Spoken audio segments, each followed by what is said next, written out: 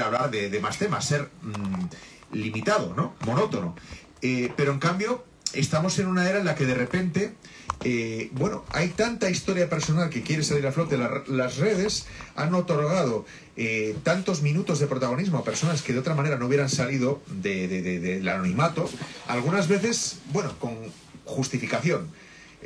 Por ejemplo, estoy pensando en la historia del boxeador que se enfrentó a un maltratador en un cine de León, que de repente dio, bueno, mucho de sí, todo eran conversaciones, luego se ha desvanecido enseguida cuando hemos cambiado de noticia, ¿no? Pero, sea como fuere, las historias anónimas han permitido que, gracias a las redes, pues cada uno pueda contar su propia experiencia. Y no sé si esto habrá reforzado lo autobiográfico como algo que está en el centro del debate. El caso es que la autoficción existe desde que el mundo es mundo, porque el propio Horacio, pues en sus sátiras, en teoría está hablando de cosas que le suceden. Es muy divertido un episodio de alguien que le reconoce en el mercado y se pega a él tratando de sacar algún rédito, o una invitación a cenar, o que lea sus poemas, o que, en fin, o que lo presente en foro público. Y luego uno se pregunta siempre, ¿esto le sucedería de verdad? ¿Le sucedió a Beethoven, perdón, no sé en qué estaría pensando? ¿Le sucedería a Cervantes el encuentro con un estudiante que le reconoce y confiesa ser admirador suyo unos días antes de su muerte y que relata en el prólogo con un pie en el estribo de Persiles y Sigismunda? Claro, Cervantes mismo es uno de los primeros creadores de autoficción, porque nos hace creer que en verdad la historia del Quijote no es suya, que la ha encontrado en un mercado en árabe, que ha precisado de un traductor al que ha tenido que pagar no sé cuántas fanegas de trigo, y al final, evidentemente, el Quijote se sale del marco de la ficción y se tropieza con la realidad nada agradable de otro Quijote apócrifo que pretende, pues, tirar por tierra la gloria que Cervantes ha cosechado en unos pocos años desde la publicación de la primera parte, ¿no? Entonces, claro, cuando este Cervantes cuenta las cosas, uno se pregunta, a ver, está hablando de sí mismo Miguel de Cervantes. Esto evidentemente no le ha pasado, pero hay tantos empeñados todavía de hoy en demostrar que Cervantes no escribió Quijote, que supongo que acogen con alborozo esa versión que él da del hallazgo de la historia. Miguel de Unamuno, Niebla, de repente el protagonista se encuentra con el propio Unamuno, que le dice, tú eres mi creación y te voy a matar. Y en efecto, lo mata. Lo mata de forma indolora, porque en efecto, tal y como se lo ha imaginado, tiene el derecho a destruirlo sin que nosotros podamos protestar. Entonces, la autoficción, si uno rebusca, dice, no, la autoficción existe desde el principio de los tiempos. Sin embargo, en el momento actual, en el que todo el mundo tiene el democratísimo derecho a convertirse en protagonista en nada, en un minuto o en 10 días, pues la literatura no puede ser ajena a este hecho. Y nos hemos encontrado un fenómeno que ha encontrado hasta incluso su propia meta en el mundo del cómic. Pensemos en Guy Delisle, con sus viajes, sus crónicas birmanas, su retrato de Jerusalén, de Pyongyang, de Shenzhen. Pensemos también en Joe Sacco y sus crónicas, bueno, tan actuales de la Franja de Gaza o de la guerra en Yugoslavia. ¿Por qué de repente el autor decide convertirse en protagonista y utilizar ese plus de credibilidad que le da el identificarse con su nombre y apellidos para que esto nos haga ver que todo lo que cuenta es cierto? Lo cual no deja de estar sino reflejado a través de su propio prisma. Cuando hay una única voz interesada, siempre tenemos que poner en cuarentena lo que se nos está contando. Como, bueno, estaba pensando en las maravillosas memorias de Rafael Alberti, en La Arboleda Perdida, que tenía de distintos tomos, y siempre hubo controversia sobre Alberti. Unas cosas las contaba, otras no, pero como uno es el autor de su relato, tiene el derecho también de rellenar los huecos como le place. Si ya lo que le pedimos a una obra literaria, antes que autenticidad, es que nos haga meternos dentro de la historia, nos sintamos deleitados por su belleza y de alguna manera pues convirtamos la experiencia de otra persona en la nuestra propia. Por tanto, el hecho de que sea real o no, no debería importar, pero parece que importa. Y cuando surgen autores de ensayo ficción que nos cuentan una historia que no tiene nada que ver con lo que le ha sucedido en realidad, no voy a citar cierto autor que ha ganado un importantísimo premio o dos hace unos pocos años con una novela que de repente han surgido personas. Yo le conozco y eso no es así. ¿Importa que lo haya sido? Bueno, Frank McCourt, Las cenizas de Ángela. Se lo ha inventado todo, decía en el Limerick. Y yo pensaba, ¿importa tanto que esto haya sucedido o no? Si al final, ¿en qué cifro el valor de esta historia? En que haya pasado y hayamos tenido la suerte de que alguien lo haya recogido y nos lo transmita para que lo podamos disfrutar como si hubiéramos estado allí, o en el hecho de que tiene tanto poder esa imagen, ¿no? Esa historia de hambre que, aunque transcurra en la Irlanda de los años 30, pues nos remita a nuestra propia tradición de picaresca literaria y de gente que pasa hambre y que se muere y que te ríes, que malos somos como especie, ¿no? En fin, entonces cuando Ginés me llama, porque ha leído un libro que yo había escrito de autoficción, aunque yo no sabía que lo era, esta novela sobre una actriz erótica de los años 70, y bueno, pues me llama a través de esta amiga mía que le dijo, a su vez, bueno, pues lee esta novela y me explica lo que yo he hecho por teléfono. No nos conocíamos, él desde Barcelona. Y yo, claro. Y entonces te sientes como cuando vas de noche por un callejón y alguien te sigue, ¿no? Y te vuelves y, perdone, ¿le pasa algo? No, voy por aquí como usted. Y dice, me está siguiendo, se están anticipando a mis pasos. De repente me di cuenta de que lo que yo creía que era un natural ejercicio de desahogo, de convertir en literatura una experiencia real, que era un tanto insatisfactoria porque carecía de datos que yo mismo tenía que rellenar, y otros los tenía y no los podía contar porque, bueno, formaban parte de la confidencialidad de quien me había contado algunas cosas de esta persona que no está entre nosotros hoy, la actriz de este libro.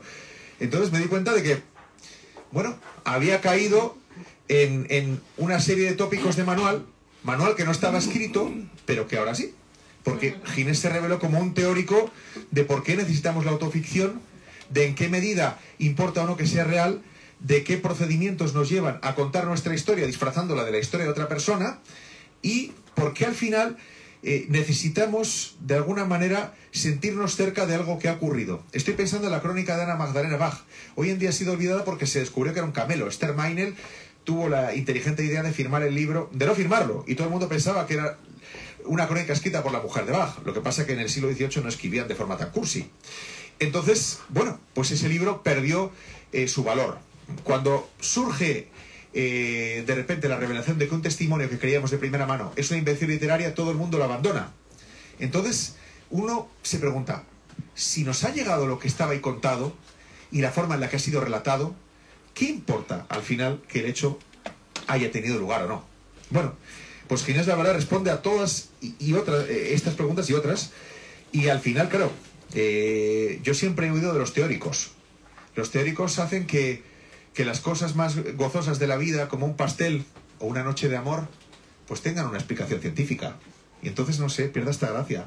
Es más, y te sientas hasta un idiota por haber sido tan vulgar.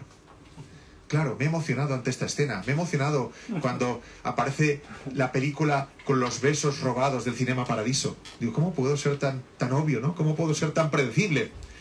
Pero quizás en el hecho de que los seres humanos seamos predecibles está lo impredecible.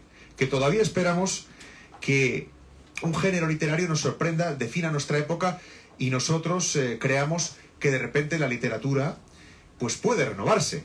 Cuando estamos contando las mismas historias desde hace 2000 años, como cuando Horacio se encuentra a ese gorrón en el mercado y le persigue durante todo el día para mostrarle sus versos. Y al final, a ese gorrón, que haya existido o no, le tenemos que agradecer la oportunidad de que Horacio escribiera una sátira tan estupenda sobre él y los de su especie, existiera o no ese en concreto. Bueno, dicho esto, creo que hay que dejar espacio al autor, del cual quiero destacar que también es bueno, pues un prosista extraordinario, tanto en el plano novelístico como de los microrelatos, y también, bueno, quiero destacar también su generosidad, porque Ginés es de esos escritores que prefiere apartarse a un lado y bueno, pues a alguien que él piensa que merece la pena ser leído, escuchado, y seguro que muchos de sus alumnos están de acuerdo con eso, pues él se pasa a un discreto segundo plano después de darte un pequeño empujón de salida al escenario. Bueno, pues ahora se lo voy a dar yo a él.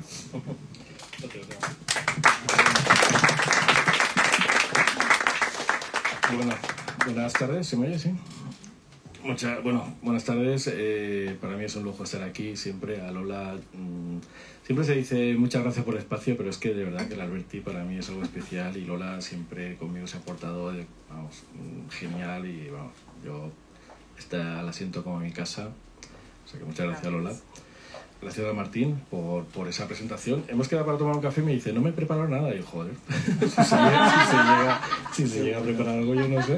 Yo solo me preparo las cosas cuando me dicen, no puedes hablar más de X tiempo. No. Bien, todo lo que dice es muy interesante.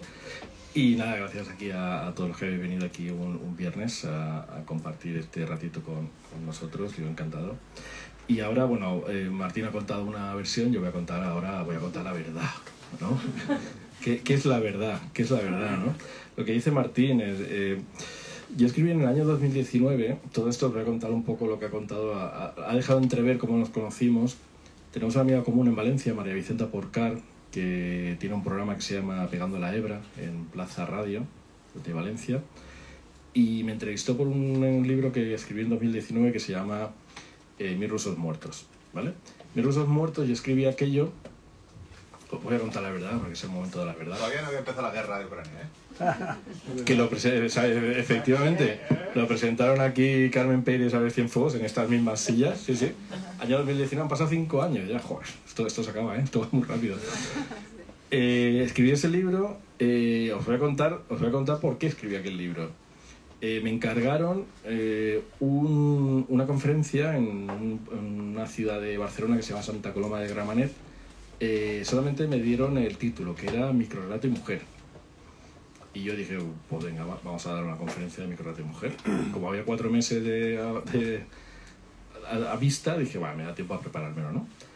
Y a medida que se iba acercando la fecha, decía, ostras, yo he dicho que sí, muy alegremente, y ahora que voy a contar yo aquí de Microrrelato y Mujer, ¿no? Y más como está el asunto, voy a recibir por todos lados, ¿no? Un señor aquí hablando de mujeres, me voy a recibir por todos lados. Entonces, yo me busqué mucha información, hice una investigación muy exhaustiva, y cuando di la conferencia, claro, que yo no me salía cuenta porque lo que me pagaron para todo el tiempo que había echado, vi que tenía tanta documentación que pensé, ¿esto qué hago con ello? Y entonces lo puse en una especie de novela, que era una especie de ensayo ficción, luego lo llamé ensayo ficción, pero era una especie de ensayo novelado o una novela ensayística, una cosa rara, ¿no? Pensé, no sé qué he hecho, no sé si esto tiene valor, no sé, ahí se quedó. Entonces me entrevistó María Vicenta Porcar y me dijo, tienes que conocer a Martín, te voy a presentar a Martín. Martín, descubrí que había escrito este libro, Lo que nunca sabré de Teresa, que el mecanismo es un poco igual, ¿no? A mí me nace de un encargo la conferencia y a él le nace de un interés personal. El libro cuenta, esta persona, Teresa Ann Savoy, que era inglesa, ¿no? Y triunfó en el cine erótico italiano. Su película más famosa es Calígula, porque salió de actriz. Y aquí Martín se obsesionó, puedo decir, se obsesionó con que había salido en esa película y poco más, ¿no? Había salido en alguna película más, pero que como que no había tenido una carrera como muy... Y a partir de esa curiosidad, Martín empieza a investigar sobre esta señora y empieza a escribir una novela ensayística o un ensayo novelado. Y lo que más me interesa, lo que decía de es verosímil, es cierto, ¿qué más da, no? Evidentemente, cuando empiezas a novelar la vida, empiezas a hacer la autobiografía de una persona, hay huecos que tú no sabes, no sabes qué ha pasado en esos huecos, esos años que no se sabe dónde estaba la persona, ¿no? Y ahí no hay otra manera que ficcionar. Y es lo que hizo Martín y lo que hice yo. Donde no llegaba la documentación, había que ficcionar. Entonces yo pensé, ¿esto se llama de alguna forma, tiene algún nombre esto? Y yo, que soy muy obsesivo también con el tema de las nomenclaturas y las etiquetas, empecé a darle vueltas. Y luego me ofrecieron en Ateneo de Barcelona dar un curso sobre algo que fuera novedoso y pensé, pues aquí la cuelo, aquí voy a contar. Yo voy a contar aquí esto de la ensayo ficción que me he inventado, a ver si cuela. Y coló. ¿Qué características tiene el ensayo ficción? Pues básicamente que es una novela escrita en primera persona, como esta es su novela, como es la mía. Empecé a buscar libros de una generación, y ahora contaré porque es muy curioso, de una generación que había escrito novelas en primera persona que se exponían demasiado, quizá. Demostraban una de las partes de la ensayo ficción es que se muestran las miserias de uno mismo, porque dicen que las miserias venden, ¿no? Aquí Martín confesaba que bueno, que su historia parafílica de cuando era adolescente, que le gustaba a esta señora, pues hombre, es duro confesar, ¿no? Que la curiosidad te viene porque estás ahí totalmente hormonal, ¿no? Es un adolescente hormonal. No es fácil confesar eso. Y a partir de ahí, pues empieza su historia, ¿no? Entonces empecé a ver una serie de parámetros que se repetía en muchos y me di cuenta que había una generación de finales de los 70, finales de los 60 hasta principios de los 80 que estaban haciendo eso precisamente. Muchos de los autores que conocemos hoy en día, desde Sergio del Molino, Remedios Zafra, Alex Chico, amigo de Barcelona, Eduardo Berti, por ejemplo, hacen eso, o sea, investigan, hacen un ensayo y lo hacen novelado o hacen una novela ensayística, ¿no? Se ponen a ellos como primera persona, muestran sus miserias y hacen avanzar la trama con una investigación. Todo ensayo de ficción tiene una investigación. Realmente es como una novela de detectives sobre un tema que hemos fijado a priori, ¿no? Al principio de la novela se lanzan una serie de preguntas que queremos resolver. Creo recordar que la tuya era ¿qué pasó con esa señora, no? ¿Qué pasó? ¿Por qué desapareció? Es como hay una gran pregunta y luego una serie de pequeñas preguntas que van creando como la tensión narrativa del libro, ¿no? La intención es contestar la última gran pregunta.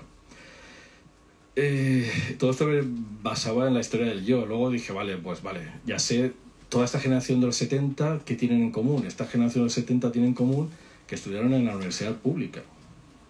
De pronto hay una serie de autores, en el que me incluyo, aunque parezco mayor, yo soy del 73, hay una serie de autores de los 70 que estudiamos en la universidad pública y de pronto el foco, ¿quién escribía antes? Los burgueses, los que tenían tiempo para escribir. Marcé era una rara avis. Marcé era un escritor obrero que no le tocaba escribir. Carlos Barral, cuando lo mostraba por ahí, lo mostraba como, mira, aquí tengo un escritor obrero, que era como un bicho raro, ¿no? Se jactaba de aquello. ¿Qué pasa? Llega a los 70, accedemos a la universidad pública, una serie de autores, y de pronto el foco que estaba puesto sobre algunos temas muy concretos de la burguesía, de pronto el foco se desvía hacia la periferia. Nunca mejor dicho. O sea, a la periferia física y a la periferia mental de los temas. Y de pronto empiezan a aflorar una serie de temas que no eran los burgueses, no eran los típicamente burgueses.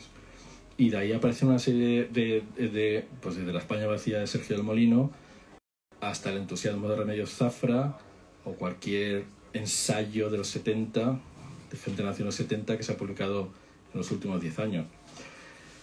Seguí buscando y dije, vale, pero ¿esto de dónde viene? Esto viene de Virginia Woolf, del año 1929.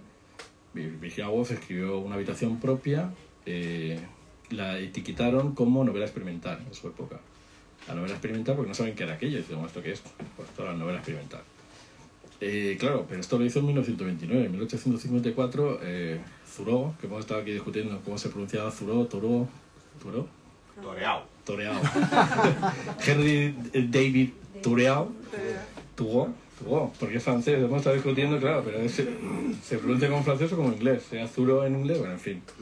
Thoreau, para mí, Thoreau escribe Walden. Walden, el tío, bajo la premisa, yo me voy 2 años, 2 meses y 2 días a una cabaña en el monte enfrente del lago Walden y voy a contestar todas las preguntas que creo que me van a hacer cuando vuelva a la sociedad. Hombre, ese chico no estaba bien, no, un poco no estaba bien. O sea, el tío pues, se está utilizando a sí mismo como material de su libro, que eso es lo que hizo Montaigne. Montaigne, cuando empieza los ensayos, dice, yo soy la materia de mi libro, yo soy la materia de mi obra. Se utiliza a sí mismo, ¿no? Entonces empieza a ver la tradición y digo, vale, pero esto lo inventó Thoreau. Pues no, hay un tío, Senancourt, 50 años antes, en el 1804, que hace lo mismo que Thoreau. Se va a la base de los Alpes y vive como buen salvaje. Se quita la ropa, se busca una cabaña y empieza a hacer un ensayo sobre cómo se vive el hombre fuera de la sociedad. Bueno, pues visto todos estos parámetros que se repiten, que también se repetían en la obra de Martín y en la mía también, digo, vale, ¿y qué autor, qué novela podría ser la fundacional en España? Pues empiezo a mirar y me encuentro que en el año 2001, Javier Cercas, con Soldado de Salamina. Soldado de Salamina, ¿qué es Soldado de Salamina? En aquella época tampoco se supo muy bien que si era una novela ensayística, un ensayo novelado. Y Javier Cercas encima en 2009 repite con Anatomía en un instante. Anatomía en un instante es muy divertido porque si coges el libro, en la contraportada pone, según el editor, los editores como no leen los libros, no está mi editor por aquí, ¿no? Como no leen los libros, en la contraportada ponía, este libro se tiene que entender como un ensayo o como una crónica. Y el propio autor en el prólogo dice, esto es una novela.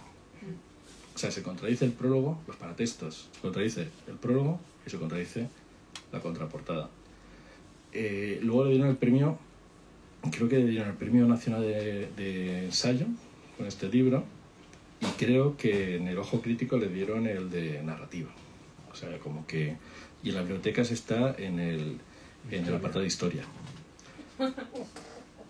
Esta hibridez de los géneros es la que a mí me interesa, ¿no? Es decir, bueno, luego te vas a Soldado de Salamina y te das cuenta que en el año 2001 él ya lo había hecho, ¿no? Contando también, poniéndose así como personaje, él sale con su nombre, Javier Cercas, sale como periodista, que es lo que era en aquella época, y cuenta por qué Rafael Sánchez Mazas no fue fusilado por ya conocéis la historia, supongo. Por cierto, un inciso. Si es por eso, tienes un antecedente más dudoso. JJ Benítez, Caballo de Troya. Sí, bueno, Caballo de Troya ya es una... Caballo de Troya ya es una ida de olla totalmente. Pero es JJ, ¿no? Benítez el protagonista. Sí. Oh. Hablando de qué es verdad y qué es... Hay un momento que tú cuando estás escribiendo hay unos huecos que tú no... ¿Quién lo decía? Lo decía Stendhal. Stendhal dice una cosa muy bonita que dice, la memoria es un fresco en la pared. Hay zonas que se ven muy claramente, que están muy bien dibujadas, y luego hay zonas que se ven en el ladrillo, donde la memoria falla. Eso se tiene que rellenar con ficción. Y estoy convencido de que aquí Martín, cuando estaba escribiendo su novela, hubo momentos que la documentación no llegaba y tenías que inventar. Pero es que mira, tiene Berenice una colección de novela y me han puesto otros ámbitos, no me han puesto novela. Sí, eso es lo mismo. La etiqueta, los paratextos. Cuando yo escribí Mis Rusos Muertos, salió en una editorial de ensayo en Silex, que es la misma donde sale esto. Claro, esto es un ensayo claramente. Mis Rusos Muertos era como... No tenía etiqueta. Fue un gran fallo no decirle al lector el pacto de lectura, ¿no? El pacto de lectura, decir al lector lo que era aquello. Y a ti te pasó igual, ¿no? Sí. La gente no sabe si está comprando ensayo o está comprando novela. Y ese es el gran fallo. Es muy importante los paratextos, el pacto de lectura que tienes con el lector. Eso también está aquí en el libro, los distintos pactos de lectura. Aquí en España hay unos casos muy ¿os acordáis de Fariña? Sí. Fariña, ¿cómo se llamaba el hombre? Carretero. Nacho Carretero. Sí. Nacho Carretero sacó aquella, vamos a decir, investigación sobre los clanes de droga de Galicia y, claro, le denunciaron porque ponía nombres o se podía intuir los personajes que eran. Claro. Oye, estaba pensando, es que mira, Saviano, Gomorra, resulta que se lo ha inventado. Que es que empieza a contar, sí, la historia de que un vestido hecho en un taller por unos chinos y tal, y que lo había lucido una actriz famosa de Hollywood, ¿no? Jennifer López, y era mentira todo. O sea, y él, claro, a ver, no es que no contara cosas que no eran ciertas, pero que hizo mucha literatura. Y sin embargo, le amenazó la camorra. Bueno, si es que es verdad. Claro, fíjate, eso es muy interesante. Luego vuelvo al carretero, pero hay un caso, por ejemplo, aquí en Madrid, de Paco Gómez, que hizo los Modlin. ¿Os acordáis de aquel libro? El tío cuenta, que ahorita sabes si es verdad, cuenta que se encuentra creo que fue en Lavapiés, al lado del contenedor se encuentra una caja llena de fotografías de una familia un tanto extraña, que él decide llamarlo los modeling. Y a partir de esas fotografías él hace ficción y cuenta la historia de los modeling.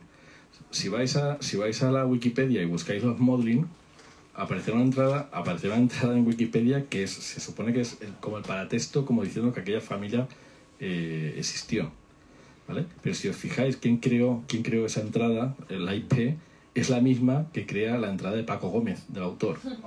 O sea, que el tío se está inventando la historia de... Bueno, hubo un caso escandaloso y que mereció repudio y su autor cayó en desgracia desde entonces, pero fue una autoficción en toda regla. Lo que pasa es que una autoficción temprana, y es Lorenzo Carcaterra, el autor de Sleepers. Esta novela se llevó al cine con Brad Pitt y Robert De Niro, y era supuestamente de un grupo de chavales que por una travesura en la que casi matan a un vendedor de perritos calientes en Hell's Kitchen, acaban en un reformatorio donde son sistemáticamente violados por sus guardianes. Y años después, cuando crecen dos de ellos convertidos en delincuentes, matan al jefe de los guardianes. Y entonces cuenta cómo organizan el juicio para que salgan exonerados, ¿no? Bueno, pues que claro, los periodistas empezaron a tirar del hilo y se dieron cuenta, para empezar, que el hogar Wilkinson no había existido jamás, que Lorenzo Carcaterra no había estado nunca en ningún reformatorio y que sus amigos no existían. Se lo había inventado todo, pero él vendió la novela como realidad, con su propio nombre y apellidos. Y esto provocó que de ese hombre nunca más se ha vuelto a saber, porque lo repudiaron porque había tomado el pelo. Claro, Sleepers, la película, se vendía como un producto real. Y entonces decías, el gran defraudador, el mentiroso. Y dices, bueno, no, estaba haciendo autoficción. Hay otro caso famoso en España, el impostor de Cercas, volviendo a Cercas, que cuenta la historia de un tío que dijo que había estado en Auschwitz y el tío no había pisado Auschwitz vamos, descubrieron que no había estado en la lista jamás de los presos de Auschwitz, y el tío al final tuvo que confesar diciendo que no, que lo que había hecho era una especie de autoficción para poner el foco en los damnificados de Auschwitz. ¿Os acordáis aquella foto del niño este niño que de la migración del Mediterráneo, que pusieron una foto, la hicieron pública y tal, no sé qué? Se dice que esa foto fue preparada para menear conciencias, ¿no? Que esa foto estaba preparada justamente para eso. Es lícito, es lícito mentir para poner el foco en un sitio. Ahí está la clave. Hay otro caso famoso, el de Klaas Relotius, un tío que ganó todos los premios trabajaba para Der Spiegel, un semanario alemán. El tío hizo 60 y pico reportajes, de los cuales casi la mitad eran todos mentira. Eran mentira. Pero hablaba de la droga en los barrios marginales, y lo pillaron porque el tío dijo que había pasado una semana con las milicias de Michigan, y las milicias de Michigan diciendo, a este señor no lo hemos visto en nuestra vida, este señor no sabemos quién es. Y a partir de ahí empezaron a tirar la cuerda y dedujeron que este señor se había inventado todo, se había inventado personajes, se había inventado entrevistas, pero tampoco era el primero que lo hacía. Actualmente, si vais a Der Spiegel y buscáis Klaas Relotius, hay una nota del Spiegel que dice este señor trabajó para nosotros, ya no trabaja, evidentemente, ya no trabaja para nosotros, y muchos de los reportajes que hizo para nosotros se han demostrado que es mentira. Pues eso es el pacto de lectura. Los reportajes de este señor lo tenemos que leer en una clave de ficción total. Oye, ¿y la tía Julia, el escribidor? Porque claro, el escribidor no existe y los cuentos que se inventa tampoco. Pero lo que hay de por medio, el romance de Mario Vargas Llosa con su primera esposa, con su tía, con Julia Orquidi, claro, dices, oye, pero esta parte sí que es cierta, ¿no? ¿O en qué medida él nos está haciendo creer que ha sucedido así? Hombre, Mario Vargas Llosa también tiene su... si quieres hablar de Mario Vargas Llosa y sus parafilias con la familia... Bueno, pero hay una autoficción, sí, bueno... No sé. Si quieres entrar ahí, no sé. Volviendo al de Fariña, el Nacho Carretero. ¿Qué falló Nacho Carretero? Escribe un ensayo sobre los clanes gallegos de la droga y tal, y claro, empiezan a caer denuncias por todos lados. ¿Qué pasa? Que el tío publicó la novela en una editorial que era de ensayo, de crónica periodística. Entonces, claro, la clave de lectura era, esto es un reportaje periodístico. Fueron a juicio y tal, acordaos que secuestraron el libro, lo quitaron de la venta, fueron a juicio y el tío llegó allí y dijo, esto es una ficción. Y automáticamente fue absuelto y el libro volvió a venderse como ficción. Falló el paratexto. ahí es donde se rompe el pacto de lectura. Yo aquí podría estar hablando, soltando rollo. Yo creo que podríamos abrir al público si os apetece preguntar o decir algo. No sé ni qué hora es aquí el rollo que hemos soltado. Son las 8 menos cuarto. Vale, pues... Yo voy a contar una curiosidad que me sorprendió mucho. Sí. Que cuenta... Pero que se lo acerque. La cuenta Cándido, que cuenta su historia de que era un chaval de León que hace la mili en Valladolid, y en Valladolid se empieza a escribir en el norte y bueno, pues le gusta y llega aquí se traslada a Madrid porque era donde estaba más el trabajo y entra a trabajar, creo que en el Arriba. Y entonces está trabajando en el Arriba y un día llega el director y dice: ¿quién se quiere ganar 25.000 pesetas? De aquella época. En 42, por ejemplo, ¿no? Pues ahí se apuntó. Y bueno, pues mira, hay que escribir un libro sobre los mártires de la guerra civil. Y se lo dicen, vas a hacer de negro para Fray Justo Pérez Durrell. Y entonces el tío, a ver, listo de León, dice: bueno, esto está hecho, mando una carta desde la Arriba a todos los curas de España y que me cuenten las historias que conocen ellos de mártires de la guerra civil. Entonces, bueno, pasa un mes, pasa 2 meses, la iglesia... Se pule el anticipo. Se pule el anticipo, la iglesia debió dar la consigna y no le contesta a nadie. Y le faltaban una semana para entregar, y cogió, se compró 2 botellas de Soberano, se encerró en su guardilla, que vivía creo que por Fuencarral, y en una semana se inventó las historias de los mártires de la guerra civil. Ese libro está publicado, firmado por Fray Justo, y él después confesó que era todo mentira, que se lo había inventado de esta saga. Y luego tiene una novela que es muy graciosa, que llama Riza, el rizo este, en donde el personaje, el protagonista, es un cura que está en Valencia, en un pueblo donde él había situado, donde Fray Justo Pérez Durrell había situado uno de los martirios. Se habían comido a mordiscos los anarquistas a una monja, empezando por las tetas. Ese era el fondo del asunto. Y claro, el cura llega allí y le mandan que vaya a Roma a defender la causa de la beatificación de la monja. Entonces le entra un gran problema moral de si descubría el lío o iba a intentar que la monja fuera beatificada. Dime que fue beatificada. Pues no me acuerdo el final de la novela. Esto ya es la novela después, el hecho y el libro de Fray Justo está publicado. Y todo inventado. Y es lo que quedó como los mártires. Lo que ha quedado como amor. Hay una historia parecida que la puede novelizar alguien, y es que se contaba la historia de un sacerdote llamado Martín Martínez Pascual, que resulta que estaba escondido en un pueblo de Aragón, y entonces vino la CNT y como no lo encontraron, pues se fueron a llevar a fusilar a su padre. Entonces se entregó él y lo fusilaron. Entonces entre el archivo fotográfico de Hans Gutmann, un fotógrafo alemán que se rebautizó como Juan Guzmán y acabó sus días en México, estuvo fotografiando la guerra civil. Y entonces se ve la fotografía de un hombre. Eso está en un libro que está publicado en la esfera de los libros, me parece que el Holocausto Católico Español. Se ve un hombre en camisa, con barba, sonriendo, con mirada risueña. Se puede identificar el paisaje que está detrás. Es una... espérate, Siétamo o algo así me parece que se llama el pueblo. La cuestión es que en la fotografía ponía... fraile, o sea, no, sacerdote que antes de que lo fusilen, sacerdote español. Entonces se hace una búsqueda, se encuentra que por los datos el único sacerdote fusilado en esos días en la zona era este, y entonces la historia del hombre que mira a la cámara sonriendo, al lado tiene uno de los que lo van a fusilar y está sonriendo, riéndose. Bueno, pues se convierte en un fenómeno. Se hacen estampitas con él, pedían que lo beatificaran, y bueno, hasta que de repente a alguien se le ocurre pues comprobar algo más de este señor. Van al pueblo y la única foto que encuentran no es que se parezca mucho, pero dicen, bueno, claro, es que en una está con barba, en otra no, pero pues, uno parece rubio, en otra es moreno. Hasta que de repente alguien sigue investigando el archivo de Hans Gutmann Y descubren a este mismo personaje, días después, vestido con un mono de miliciano en Zaragoza. Y claro, y además dicen, no tiene pinta de español, debía ser algún brigadista que se fue con la CNT y que probablemente, entonces no sé, Hans Gutmann a lo mejor a la hora de clasificar, pues anotó mal. Y no era la fotografía del sacerdote, era la fotografía de un miliciano que quizá fuera de los que lo fusiló.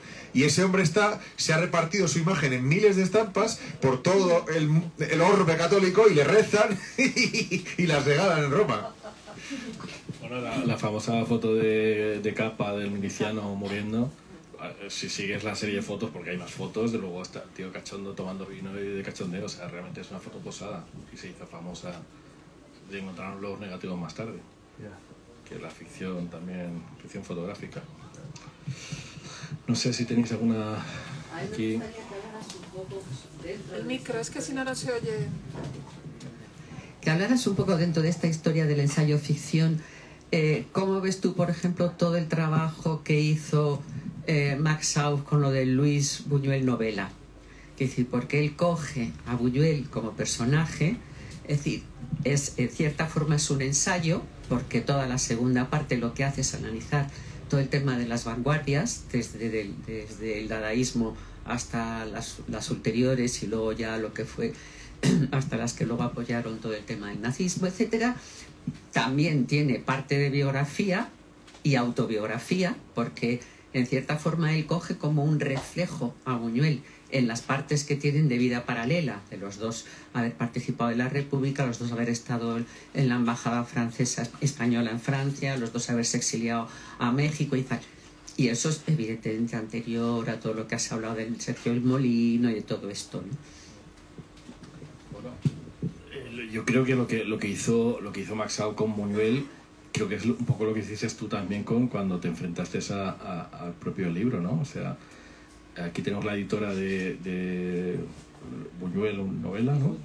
Luis Buñuel la novela, firmada por Max Sauf.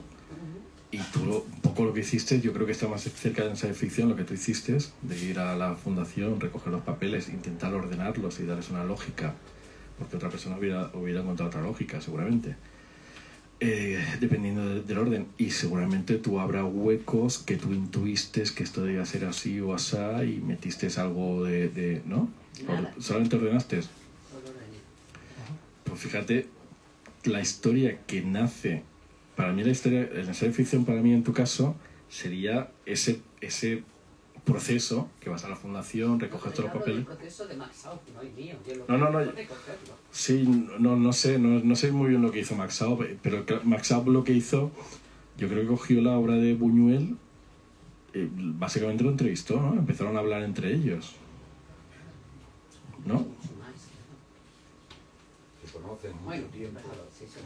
No. O sea, yo creo que el ensayo de ficción nacería desde tu punto de vista, o sea, en el momento que te encargan, porque todo empieza con un encargo o con un encargo. Tú ahí te podías escribir un ensayo de ficción maravilloso. Yo creo que eso sería un ensayo de ficción. O sea, desde que te llaman hasta que vas a la fundación, recoges los papeles y siempre con una vida personal, o sea, una trama personal y una trama de investigación, y que se van solapando mutuamente. Yo creo que el ensayo de ficción sería más eso.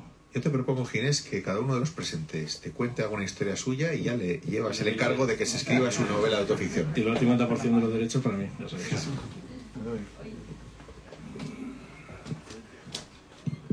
Hola. Bueno, te lo dije a la entrada y te lo repito aquí. A mí me ha gustado mucho el libro. Me ha gustado muchísimo y luego me he quedado pensando, digo, ¿cómo no había ya alguien escrito sobre esto? O sea, quiero decirte que me ha parecido sencillo, ¿no? Me ha gustado mucho de subrayarlo. Me ha encantado una frase que yo es con la que me quedo, que dice el autor de Lady Chatterley, que dice lo de no te fíes del cuentista, fíjate del cuento. Y yo me doy cuenta de una pregunta que te iba a hacer, que me la has pisado, que tiene que ver con la IP del señor el Paco Gómez. Y me pregunto, en los tiempos que están, en que uno tiene vedado el humor, por ejemplo, y que no se pueden hacer humor con determinadas cosas y hay que hacerlo en determinados coros pequeños, ¿cuántos de esos paratextos tengo que poner en un libro para que no me hagan una entifada? Ni me hagan cosas, porque si has dicho que hay libros, empezando por el de Martín, que le fallaba casi que un paratexto, algo que dijera esto es esto y no lo otro, en la población, perdona, no quiero ser, es que parezco pedante al decirlo, pero en la sociedad actual, ¿cuántos paratextos tengo que hacer? Tengo que irme hasta la IP de un ordenador en el puñetero extranjero para decir, señores, esto es esto, no lo confundan con nada, no es real. Es curioso, ¿no? Me parece que vamos dando ya, dentro de nada, no me extraña que la inteligencia artificial se vaya a combinar con lo nuestro y no sepamos, nos va a dar igual, porque yo me fío del cuento, no del cuentista. Todo eso me ha hecho pensar. Me parece muy interesante lo que dices. Los franceses lo tienen claro, porque si veis las portadas de las editoriales francesas, muchas no tienen ni siquiera fotografía. Eso sí, debajo del título te pone una novela. Pero fíjate, el autor de Limono fue el... Bueno, sí, el que ha pasado con yoga. Y ahí quería llegar a Carrer, que está en el libro. Carrer puso, ¿cómo se llama la novela por la que le denunciaron? Yoga, una novela, tampoco le sirvió. Porque tenía un acuerdo con su mujer, que tú es mujer, que todo lo que publicara ella lo tenía que leer, porque claro, el tío tira mucha autoficción. Entonces tenía un acuerdo matrimonial con su mujer, prematrimonial, de que no cuentes mi vida. Con un escritor hacer eso. Claro, es como... Y el otro diciendo, joder, pero si esto es maravilloso, ¿no? No lo voy a contar tu vida, y más ahora que me he separado. ¿Qué le pasó? Carrer cuenta la vida de la mujer, se ve que no queda muy bien parada, la mujer denuncia, entran en trámites y muchos capítulos de la novela caen. Caen, claro, pero ahí había un contrato prematrimonial. Pero yo creo que a día de hoy tú pones que esto es una novela. Esto es lo que pasó también en Cercas, en Anatomía en un instante, año 2009. El tío pone eso se tiene que entender en el prólogo, esto se tiene que entender como una ficción. Es más, voy a utilizar a los políticos del golpe de Estado como personajes.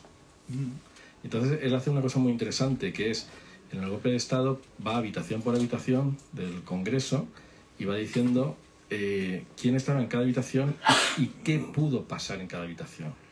O sea, él crea el espacio, crea los ladrillos que decía Stendhal, crea ese hueco de ficción donde yo te creo un hueco de ficción y ahora te lo voy a rellenar. ¿Qué pudo pasar en esta habitación?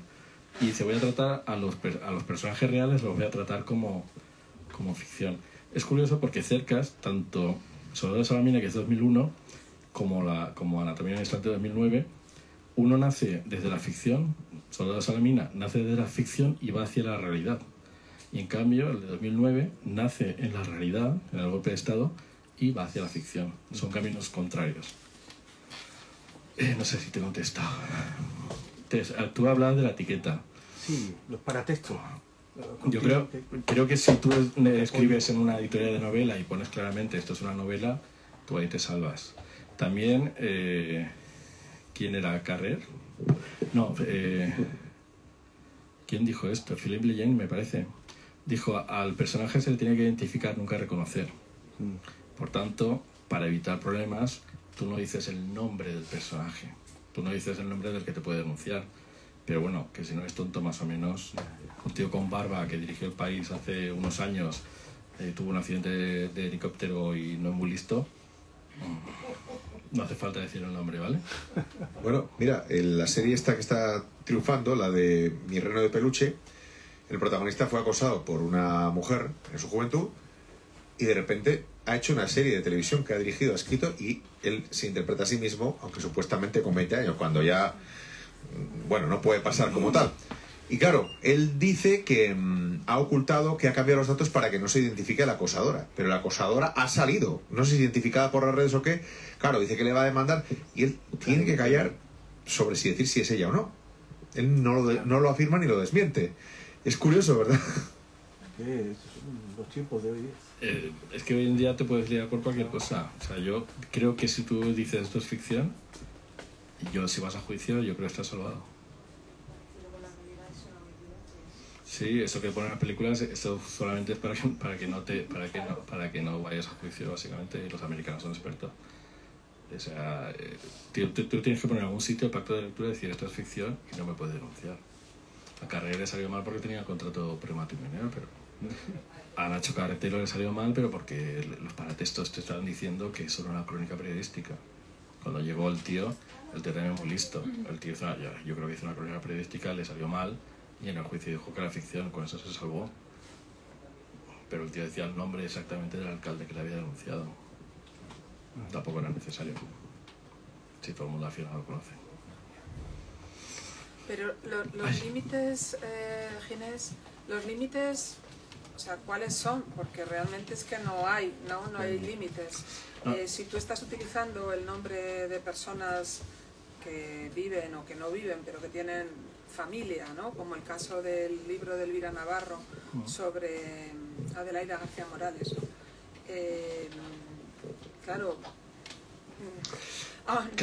por mucho que tú pongas que es un ensayo, si estás utilizando un nombre con un apellido, a nadie nos gustaría que nuestra madre o nuestro padre o nuestros hermanos o nuestros hijos salieran novelados o en un ensayo de determinadas maneras, ¿no? Sí, aquí hubo un follón con Erice, ¿no?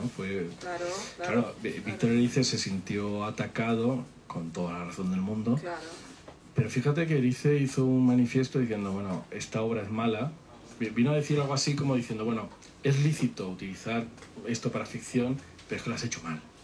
Venía a decirle algo así, no me acuerdo muy bien lo que le decía, pero yo creo que el límite también es un poco el saber estar. Quiero decir, yo creo que esa novela o lo que fuera era innecesaria. Yo creo que era innecesaria más desde el punto de vista que lo estaba tratando ella, que no me acuerdo muy bien cuál era, pero creo que no aportaba nada. Bueno, eso ya es cuestión de miradas o de lecturas, pero a nadie nos gusta que se hable de determinada manera de nuestra familia, de las personas a las que queremos, ¿no? Si lo hubiera puesto muy bien, o sea, si hubiera hecho un retrato de esa escritora ensalzándola de alguna manera, pero bueno, con toda una situación final en su vida muy triste y muy deplorable, y eso es lo que ofendió a los hijos y al exmarido, ¿no? En el ensayo hay un momento que se habla del pudor. El pudor es importante, o sea, antes de empezar a escribir tienes que negociar el pudor contigo mismo, saber hasta dónde vas a contar, hasta dónde quieres contar y hasta dónde quieres exponerte. Eso contigo mismo, con la gente que vas a tratar como material ficcional, es razón de más. Y aquí me gustaría que hablara Martín, porque hemos estado hablando de esto justamente con lo que sabe Martín ahora. Hubiera escrito otro libro. Sí, de hecho, a ver, yo entro en contacto con su familia 10 días después del fallecimiento de ella. Yo tenía la dirección de ella, pero nunca la escribí porque no veía forma de justificar aquello, sino que pudiera ser algún loco, algún fan loco. Entonces, por pudor no entré en contacto. Tampoco pensé que se fuese a morir tan pronto, con 61 años. Y entonces ella estaba desaparecida desde hace más de 30. Pero accedí a la familia, y la familia me fue proporcionando a cuentagotas, porque ha tardado 7 años en conocerles en persona, ¿eh? Y al principio me decían, no cuentes esto. Y yo, hostia, hice una primera versión del libro que era imposible porque faltaban datos tan básicos que parecía una especie de soñación en la que faltaban personajes. Este es sobre todo el personaje que coge a esta chica con 16 años y se la lleva de una boutique que trabaja en Londres, la convence para fugarse con él de casa. Es un fotógrafo, el jefe de una comuna hippie en Sicilia, y bueno, se la lleva y era una de tantas. Lo que pasa es que se hizo de oro haciéndole fotografías desnuda y vendiéndolas a revistas y vendiéndola como sex symbol cinematográfico. Entonces me dijeron que no hablara de ese personaje, era muy difícil contar la historia, lo conté pero sin embargo me dijo, tuve oportunidad de entrevistar a Claudio López de la Madrid y pocos meses antes de su muerte, y le hablé de esto y me dijo, tú escribe lo que tú, o sea, no te pueden condicionar, no te pueden robar el derecho a contar, luego ya tendrás las formas de arreglarlo, de camuflarlo. Entonces lo conté. Curiosamente, con el tiempo me fui ganando la confianza de la familia, pero me contaban una serie de cosas, y solo cuando publico el libro, entonces me dijo el ex marido, como ahora ya está publicado, te voy a contar esto, y dije, joder. Y eso era lo realmente fuerte. Y es más, no solo eso, sino que es que el cuñado me llamó un día y me contó más cosas muy bestias, de que ella había tenido un episodio de malos tratos después de separarse con una pareja que acabó en la cárcel, y una serie de elementos sobre su personalidad. Era una persona muy frágil, pero tenía la mente de una niña, y solamente no sabía hacer nada, no sabía conducir, no sabía cocinar. Su hija con 15 años era como la madre de ella, y ella, yo qué sé, tenía la cabeza en otro mundo. Se iba a comprar el pan y no volvía hasta dentro de 3 horas con una barrita así, y se había ido de una panadería a la otra punta de la ciudad. O, por ejemplo, solo hablaba de dos temas, de cine y de lavarse la cabeza. Y si se lavaba la cabeza, tenía que estar 2 horas dejando que se le secara el pelo porque pensaba que el secador le mataba el pelo. Y, en fin, era una serie de rasgos que alimenta la figura trágica. El exmarido que se separó de ella porque decía que era imposible convivir, porque era como estar con una niña grande, la tuvo que mantener, y ella al final acabó su vida cuidando a ancianos, ¿no? Porque cuando fue expulsada del cine, que ese cine de los 70, de ese símbolo, era una picadora de carne, bueno, pues la cuestión es, dije, hubiera sido una novela mucho más interesante. Al final, no sé si me dijiste tú que había creado la novela biográfica especulativa. Es decir, yo pensaba, digo, ¿puedo pensar que pasó esto? Muchas de las cosas que yo intuí luego han resultado ser ciertas, pero las he tenido que intuir. Y otras he llegado a confesar al lector que aquí no puedo contar esto. Un día, quizás ahora, no sé, si algún día tuviera la oportunidad, a lo mejor volvería a hacerlo, pero quizás a lo mejor lo valioso ya no es que sea real, sino que has escrito una cosa que bueno, pues te apetecía, que estéticamente te ha satisfecho y has hablado de ti a través de otra persona. Pero mira, Sergio del Molino, cuando le contesto, me dijo, si cuando hice un tal González, de repente vino, me llamaban varias personas y decían, tenías que haberme dicho, te hubiera contado esto. Y dice, hubiera sido un libro mucho mejor y más fuerte, pero al final el libro es lo que logras escribir y publicar, es decir, es el momento. Sí, mira, conté una anécdota, por ejemplo, en Mis Rusos Muertos había una entrevista, quería entrevistar a una directora de la Biblioteca de la Mujer de Barcelona, y le envié 3 mails y no contestaba nunca, ¿no? Y esa entrevista que formaba parte del libro era necesaria para que siguiera la trama. Y yo más o menos podía imaginar lo que iba a contestar esa mujer. Y de hecho me inventé la entrevista. Ponía sus siglas, no ponía su nombre, y las contestaciones. A última hora, a punto de publicarse el libro, la mujer me contesta y digo, bueno, pues ya voy a hacerle. Y fui allí, hice una cosa muy fea, que fue grabarla sin pedirle permiso. Y básicamente las preguntas que yo le hacía contestaban exactamente lo que yo había imaginado. O sea, quiere decir, correspondía. Si hubiera salido, pero bueno, tenía el beneplácito de ella. Ella me había dado su permiso para publicar lo que yo pensaba que ella iba a decir. Entonces, claro, es muy frágil es muy frágil el punto este de... Tú, por ejemplo, ahora seguramente, como ya conoces a la familia, aunque tuvieras una oportunidad de hacer una segunda versión, por respeto, lo que te contaron seguramente no lo contarías. A no ser que te quieras vender mucho y forrarte, entonces sí lo contaría. Bueno, es que es verdad, es un dilema ético. Y lo que tú dices, Carrer, bueno, lo pagó, ¿no? Lo pagó material y emocionalmente, ¿no?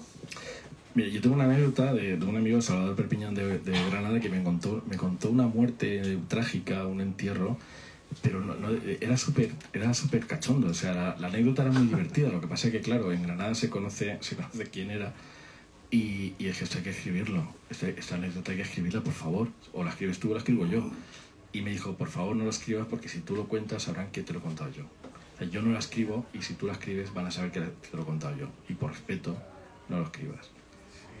Y no lo he escrito todavía. Yo tengo una anécdota muy curiosa, no sé, ¿cuánta gente nos está escuchando? Pues no lo sé. ¿Cienes y cienes? Bueno. Es que es... Sí. Bueno, lo voy a contar, para que veas. A ver, escribí un relato sobre García Lorca, ¿vale? En la radio. Mi compañera hizo de Argentinita, cantó e interpretó. Y tuvimos un pianista, y entonces tuvimos a Javier Dotu, que dio la voz a Lorca en la serie de Bardem. Y al poco recibo un mensaje de un familiar de Federico García Lorca. No lo había conocido, pero les había gustado mucho. Y yo me quedo perplejo. Y entonces llamo a un amigo granadino y le digo, oye, ¿sabes que me ha pasado esto tan bonito? Y mi amigo me dice, ¿sabes que mi tío era uno de los que mató a Lorca? Un tío abuelo mío. Digo, ¿qué? Digo, pero eso será una leyenda, le dije. No, el hombre acabó muy jodido, con muchos problemas de conciencia. Dije, ¿por Lorca? Y dice, bueno, porque le hacían fusilar gente todas las noches y era muy católico. Y entonces acabó muy mal. Y digo, ¿cómo se llama? Y entonces me dice, digo, pero esto es público. Y dice, sí, esto me lo ha contado mi padre y tal, esto es un secreto familiar. Digo, dime el nombre. Busco y digo, tu tío, abuelo, que además se parece a ti. Digo, no. Digo, si esto ha aparecido ya en un libro. ¿En serio? Digo, sí, míralo, en el Diario de Granada y tal. Y sí, en efecto, señala que este es el supuestamente arrepentido y tal. Y dice, oye, pues si hablas con esta persona familiar de Lorca, dile que lo siento mucho. Digo, no le voy a decir nada. No le voy a decir nada porque es que me parecería terrible, ¿no? Y me dice, pero vamos, te cuentan esto y no te lo crees, ¿verdad? Pues me sucedió y dije, realmente a lo mejor alguien con menos escrúpulos quizás haría algo de esto, ¿no? Pero te das cuenta que la realidad, esto me ha sucedido, y me ha sucedido ese mismo día. Y digo, qué curioso, ¿no? Ir a dar, que un amigo mío, que es descendiente de esta persona, ¿no? Bueno, la realidad está ahí, ha existido. La realidad no es lo que fue, es lo que nosotros queremos hacer con ella. Sí, la memoria, que ya hemos hablado mil veces de la memoria nos miente constantemente. Yo iría acabando, me sabe mal que... Ay, Isabel. Bueno, era así como una pregunta más, menos anecdótica. Has hablado de... Bueno, en realidad el libro es el ensayo de ficción, ¿no? Entonces está hablando todo el rato de autoficción, de biografía ficcionada, y tú has dicho que el ensayo ficción es como que lo pone en marcha una pregunta de investigación, ¿no? Y el otro que lo pondría en marcha la trama, ¿cómo sería la diferencia? ¿O da igual la diferencia? ¿O quieres hablar de ello? La autoficción, dices. La autoficción, la biografía ficcionada. La autoficción. Hay una frase, mira, hay una frase de quien inventó la autoficción, se llama Dabrowski. En el año 77 escribió un libro que se llama Fields. No entraba en ninguno dentro de los pactos conocidos, que era el referencial, o sea, el que decía la verdad, o el ficcional, el que dice la mentira. Philippe Leyen, que era el teórico de entonces, dijo, ahora, por culpa de este tío, ahora me tengo que inventar un nuevo pacto, que fue el pacto ambiguo. Y hay una frase de Dabrowski que es maravillosa, diciendo, la autoficción es la autobiografía de los pobres. O sea, la autobiografía está reservada a gente que ha hecho cosas importantes en la vida. La autoficción es, te voy a contar mi vida día a día y te voy a contar alguna cosa, te voy a meter alguna mentirijilla, ¿no? El derecho a mentir lo inventó Rousseau. Rousseau en el contrato social, bueno, en las confesiones de Rousseau, él dice que no te va a contar mentiras, sino aquello que pudo pasar.